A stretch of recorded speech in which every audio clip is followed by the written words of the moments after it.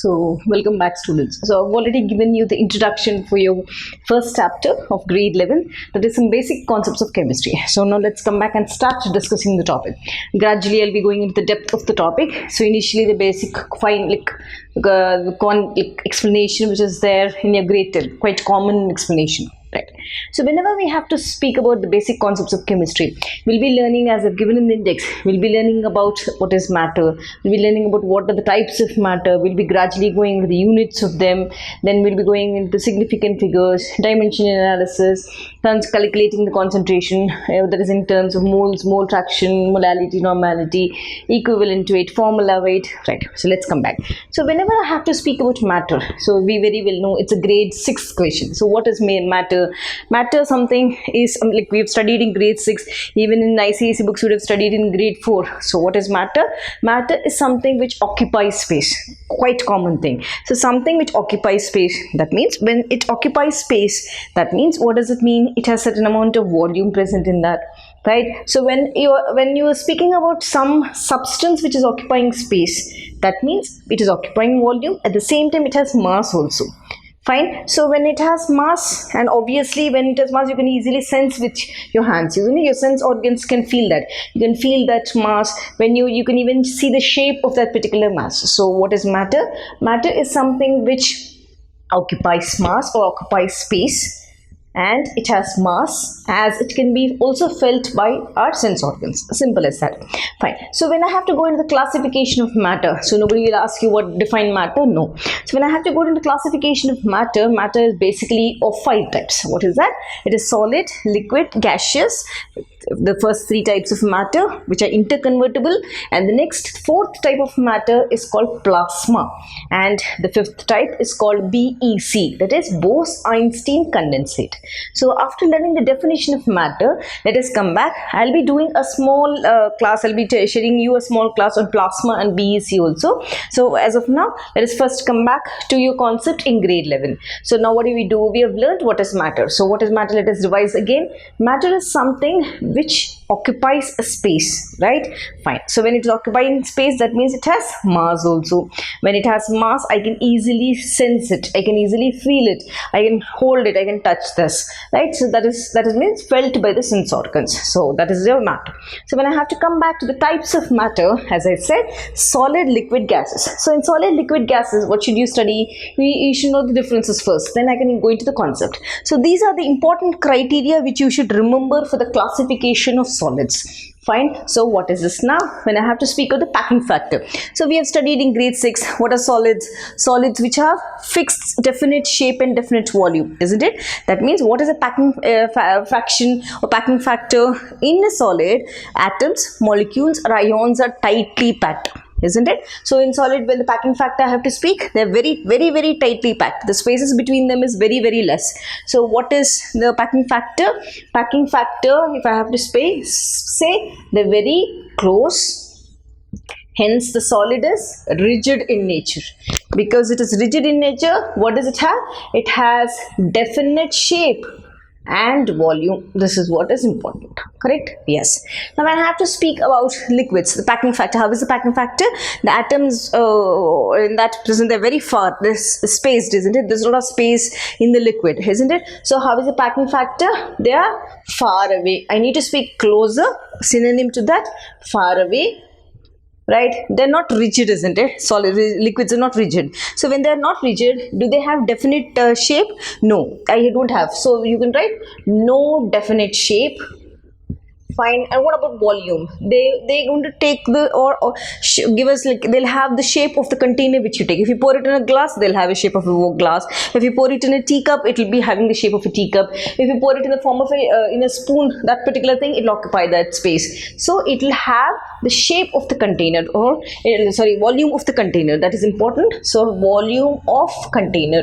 That is the thing. Next, when I have to speak about the gases, they are more far away, isn't it? The packing factor, they're more far away, and far away The distance is too much. And when I have to speak about the shape and volume, they don't have definite shape, correct? Gases don't have definite volume also. You can't hold the gas molecules together in a container, closed container. You can compress it, but to what extent? Once you release that container, or when you take out that, open the lid of that, it will diffuse and occupy this shape of the room. Again, further it diffuses. So gases more far away, packing factor, no definite shape and volume. Okay, right, both are not there in gases. When I have to speak about the vibration of particles, right? Solids, yes, they vibrate, but what that vibration in solids called jiggling. They jiggle from there only, that point only, they jiggle. Just here, all the solids are there. This will jiggle here, this will jiggle here, but they will not move out of the lattice side unless until there is a space or a void created. So what will happen in solids? The vibration of the particles is solids, they jiggle. We call it as jiggle, this word. So liquids, obviously they vibrate because the spaces are more, isn't it? So the particles vibrate. When I have to speak about gases, they're more far away. Obviously, the particles, they vibrate more. The intensity of vibration is more in this, isn't it? So let us write vibration is high, more, vibration is high. Fine. So, but here you need to use the word jiggle. Done. Jiggling means moving in their own position. Done. So, compressibility factor. Can I compress solids? No. Solids are not compressible. I can't compress solids. Fine. Liquids, can I compress? Liquids are also not compressible. So when I have to take gases, yes, gases can be compressible, isn't it? We can convert the gases into liquid also by compressing. Fine, yes, they are compressible. You can write compressible means they can, under pressure, you can just compress it, decrease the volume of the particular form of matter. Right, nature of flow. Do solids flow? Do they flow? They do not flow. Will liquids flow? Yes, that is the main property of liquids, isn't it? Do gases flow? Yes, they flow. So according to the nature of flow, solids do not flow. When I have to speak about the liquids, yes, they flow of particles is observed. Yes, flow of particles is observed. Why? Why is it observed? Because the spaces are more. You can write the reason also. Here, gases flow. Yes, flow of particles is higher. Than liquids. Fine. When I have to speak of the melting point and boiling point. So when do we use melting point? I have to use melting point concept in solids and liquids. I can't use melting point in gases, isn't it? There your concept of boiling point comes into picture. So when I have to speak about solids, speak about the melting point, boiling point. Where will I use this melting point? I'll use the word melting point for solids as well as liquids. But gaseous state you can't use melting point. You need to use the term boiling point, isn't it? That is where, because the diffusion is very high, the molecules start evaporating into the atmosphere, right? So when I have to speak about melting point, solids, the melting point is above room temperature, isn't it? Yes, above room temperature. Fine. Next, when I have to speak about liquids, melting point is below room temperature. Below room temperature. Fine. So now, if I have to speak about gaseous, you need to speak about boiling point. As I said, boiling point is much below the room temperature. Is much below room temperature, isn't it? Yes, this is what. So these are the important differences of solids, liquids and gases. What are the factors, criteria? Try to make it, if they ask you, try to make the separate properties here so that you will get full marks in this. Packing factor, vibration of particles, compressibility factor, nature of flow, and melting and boiling point.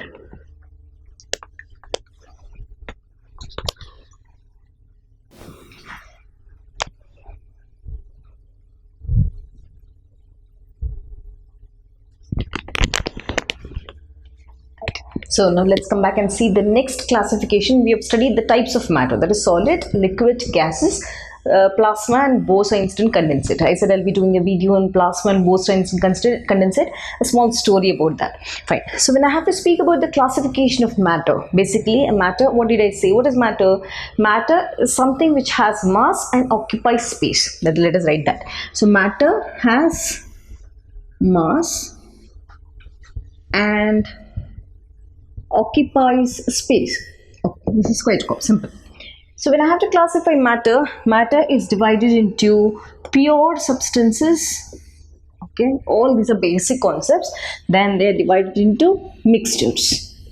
So when I have to speak about pure substance, what is the important thing about pure substance? Pure substance has fixed composition. This is the first important word you need to write. Fixed. That particular thing. If I speak about the purest form of hydrogen, H2, that is an elemental form, it's pure in nature. It has a fixed composition of hydrogen, fixed composition of chlorine, fixed composition of oxygen, fixed composition of nitrogen. I'm not speaking any other combination. It's a purest form. So fixed composition. Here when I have to speak about mixtures, it is a combination of two, like HCl, hydrochloric acid, H2SO4. It is a combination of hydrogen and sulfate ion, H3BO3. It's a combination of H plus, like boric acid rather, H plus and HBO3 minus. If I have to speak about nitric acid, H plus and nitrate ion. Like that, it is a combination of two particular, or even if I have to say in HNO3, three are there, isn't it? Hydrogen, nitrogen and oxygen. It's a mixture. So mixtures have variable composition. Remember this. This is fixed and this is variable composition. Now, next important factor about pure substance is, when I have to take a pure substance, as I said, it is a pure form of that. Fine, can I change further into every substance has a particular identity. Can I change the identity or not? Remember, can you completely change, or can you just, like, by using physical method, can you change its identity? That is a concept which you should speak. So fixed composition, you said. You can also say, can changes be made? Can change in identity and properties. That identity and properties can be changed by physical method, right? Completely property lost, no. It's a slight change in the identity and property. But when it comes to mixtures, they resist the change. They cannot change. Fine, identity and property will not be changed by physical method. Fine. So when I have to speak about the next property, most important, pure substance, I said hydrogen, chlorine, bromine, iodine. Can I further break them into simpler substances? Important. They cannot be, this is can, this is cannot be further dissociated, further broken. Fine. So mixtures, I can break them in, isn't it? I can dissociate them into HCl. I can break them into H plus and Cl minus ion, HNO3. I can break them into H plus and 2H plus and NO3 minus 2. Okay. If I take nitrate, H plus plus NO3 minus. I can break them into pure substances. So what can you write? They can be dissociated into pure substances. Simple, right? So what about the next important thing, the most last but not the least, what will be the properties? Properties are fixed, isn't it? For particular element, properties are fixed. Here both will have different property. If I take HCl, hydrogen will have one property, HCl will have one property. So properties are variable. Both will have different properties, isn't it? So when I have to speak about your further classification of pure substance, so pure substance again classified into elements and compounds. So again, your mixture is classified into homogeneous mixture and heterogeneous mixture. So homogeneous mixture, heterogeneous mixture. Okay. When I have to speak about elements, nothing simple. Just now I said it is just like this only. Hydrogen, chlorine, bromine, iodine, all are single entities. So what is element? It is the purest form of a substance. It can't be further dissociated anymore. Fine. So element is a purest form of a substance. Right, fine. So when I have to speak about compound is a combination of two or more. I said compound, HCl is a compound, combination of two, a cation and anion. H2CO3, combination of hydrogen, carbon, oxygen. It is a combination of all these atoms. So a compound is what? It is a mixture of elements. In which proportion? Definite proportion. That is important.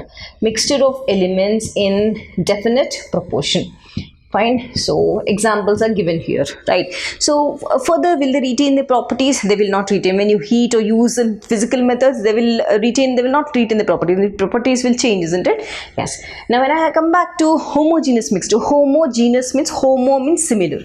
Everywhere the composition is similar to the particular thing. For example, if I take sand particles, only sand. What is that? It is only sand particles are present in that. It is homogeneous. It is all over same. If I take brass, the composition is same. It is the same brass metal all over. Alloy is a combination of that alloy. It's the same everywhere, right? If I have to take, means it is a same thing. If I have to take one composition only, so example, if I say what should I write? Homo means same composition, correct? Which has elements having same composition, rather full sentence if I have to write. Heterogeneous, elements with different composition. Okay, what does that mean? As I said, if I take sand, only sand particles, right? If I have to take wheat grains, only wheat grains, I'm going to talk about wheat grains. It's a quite common composition all over. If I have to speak about this one, like brass, same composition all over. If I have to speak about bronze, it is the same composition all over. Fine. That is homogeneous, having elements having same composition. If I have to speak about heterogeneous, here two different combination, right? Salt and water. Salt and water is a heterogeneous composition. Sand and water, heterogeneous composition. Milk and sugar, heterogeneous composition, right? Yeah, your tea powder and your milk, heterogeneous. All these are called heterogeneous, having different composition. So basically this is a classification of your matter. Quite simple, nothing much, just one reading will be over. You can memorize that, keep noting in your books.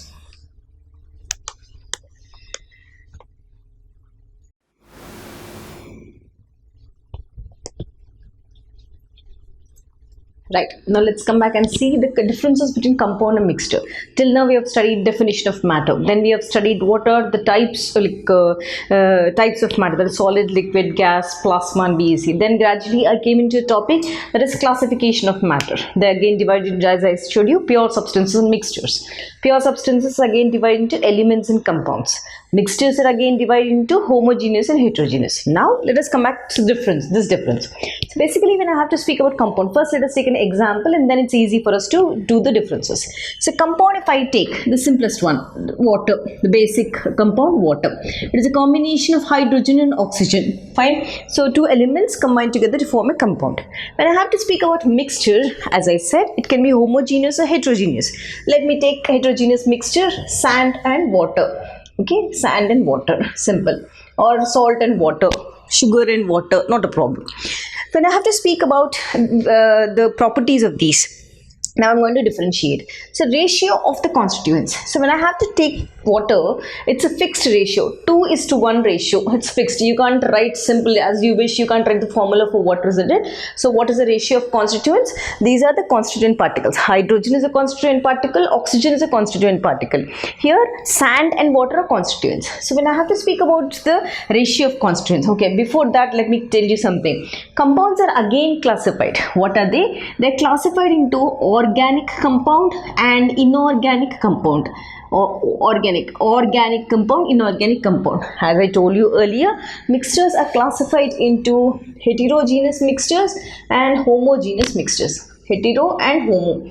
What is this? Okay, I already told the differences between these. So what are organic compounds? Organic compounds are those which have carbon. They should have carbon in their compound. Compulsory. What are carbon compounds? Almost in nature everything is made of carbon, isn't it? So the best example are biomolecules, the proteins. Proteins have carbon in them. Carbohydrates, carbon in them. So the compounds which have carbons are called, carbon in the formula are called organic compounds. You need to have carbon in that. So you'll be using organic compounds mostly, like everything rather, if I have to say, organic chemistry, the whole, everything is of organic compounds only. The one which do not have carbon in the formula are called inorganic compounds. So what is inorganic compound? Simple example, right? HCl, right? It is inorganic, isn't it? It doesn't have carbon. Sulfuric acid doesn't have carbon. If I have to speak about this one, what do you say? Any compound, nitric acid doesn't have carbon. Sodium chloride doesn't have carbon. So the compounds which do not have carbon in them are called inorganic compounds. Fine. So when I have to speak about the ratio, when you see 2:1 ratio, so the ratio of a compound, the ratio of elements of the compound is fixed. They have fixed ratio. Fine. So if I have to speak about the ratio of compounds in this, sand and water, there's no fixed ratio. You take sand, you mix it in water, dissolve, it will not dissolve it. For dissolve, sugar and water, it will mix till you become the saturated solution. You keep dissolving, it will dissolve. That means it may or may not have fixed ratio. May or may not have fixed ratio. May not have fixed ratio unless until you measure and take it. Fixed ratio, right? Done. When I have to speak about the nature, the homogeneous, isn't it? Water, if I have to say, it is the same composition all over. So they are homogeneous in nature. So when I have to speak about mixture, they may or may not be homogeneous. It may be heterogeneous also, as I said. So may or may not be homogeneous. Fine, done. So next one, when I have to speak about the separation. So simply, if I take water, I have a glass of water with me. If somebody comes and asks me, you are sitting in your classroom, you have water in your water bottle. Somebody comes and asks you, separate water and hydrogen and oxygen and give it to me. Can you do that? No, you can only do it by electrolysis method. That means you can only do it by chemical methods. So what can you do? Separation, it can be separated only by chemical methods. Only chemically I can separate them. I can't do it physically. Just take water, hold your hands, pull it apart, you'll get hydrogen, oxygen. Not possible, isn't it? So only chemically I can separate compounds. So when I have to speak about sand in water or sugar in water, I can easily do. Suppose if I have sugar in water, if I use the crystallization process, say sugar particles will settle on top and water is there, both can be separated, isn't it? Fine. So what is this method? Is it chemical? No, it is a physical method or mechanical method. So you can write can be separated by physical methods. Physical or mechanical methods, you can write physical methods, right? When I have to speak about the formation of this, how is this formed? Basically, both in a compound, both the elements which are formed, they're formed in fixed ratio. It is almost like that only. How is this formed? It's formed mostly, if I have to speak, it is formed in fixed ratio or definite ratio. So how is this basically in nature formed? Hydrogen and oxygen, it is due to chemical combination methods only. So almost both the concepts all together we are going to write it here.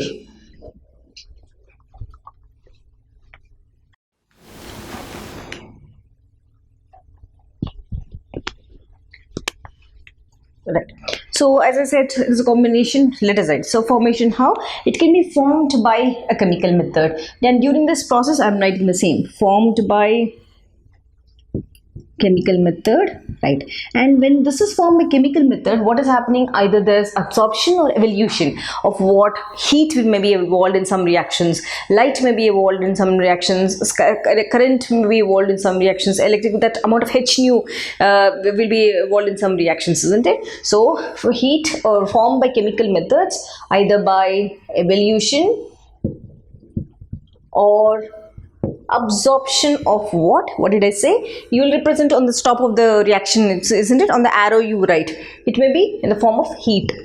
It may be in the form of light. It may be in the form of electrical energy also. Electrical energy. Fine. Now, when I have to speak about here, let us write chemical instead of chemical methods. Let us write mechanical methods. So what will happen? I can write physical here.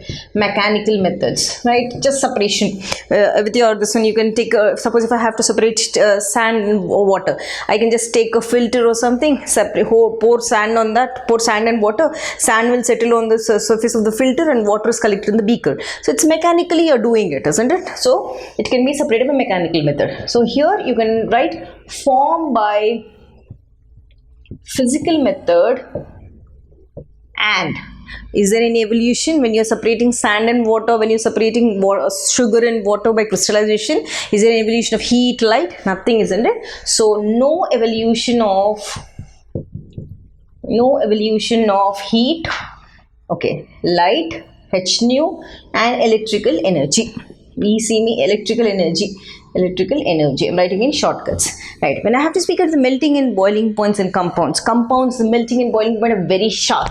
Water has sharp, everything has sharp. They will melt only at the temperature, not above that or below that, right? So at that particular boiling temperatures are melting and BP are sharp. So here, is there anything very sharp? Nothing, isn't it? They vary. So you can write MP/BP may vary. That's it. So these are the differences between compounds and mixtures. Now using this data, let us solve some questions based on compounds and mixtures.